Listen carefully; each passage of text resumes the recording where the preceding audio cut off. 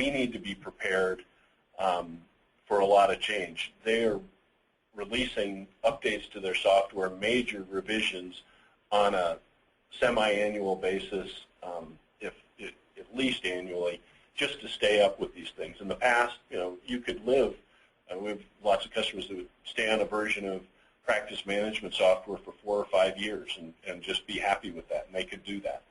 Not anymore. You, with high tech, with the new HCFA 5010 claim standards, with ICD-10, continuing meaningful use requirements, you're going to have to be updating your software on a regular basis, and that's something to really think about in picking a provider, software vendor, but also a business partner that can help you through that transition, because those updates can be painful. They have technical implications, obviously, making sure you know how to do them, you manage through them so they don't impact your practice operations, but also there's a change management aspect to it. They come with changes to process and workflow in your clinic, and you really need to think about that as you're moving along.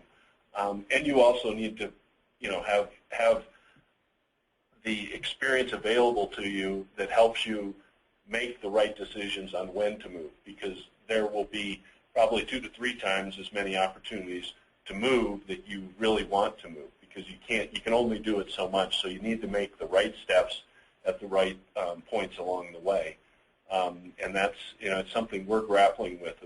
There's a whole bunch of decisions out there of when we move and make the changes to software, because it drives changes to our clinic's operations. We need to make sure we understand not just the clinical implications, but how that impacts the workflow and operations and profitability of our practices, because there's only so much change that you can absorb, and you're going to have to manage it.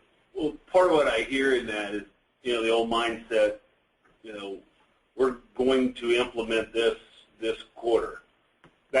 That mentality that implementation is finite, it has a date, we flip the switch, we're done, is probably the wrong point of view. This is a continual. This is a continuous change over the next 2, 3, 4, 5 years. So there's some level of stability where it flattens out a little bit. Right. Well, we know from at least what's implied in the High Tech Act, there's 3 different levels of certification and meaningful use that each come in kind of 2-year waves, and we know the standards of what's a certified product and what's meaningful use are just going to. Right.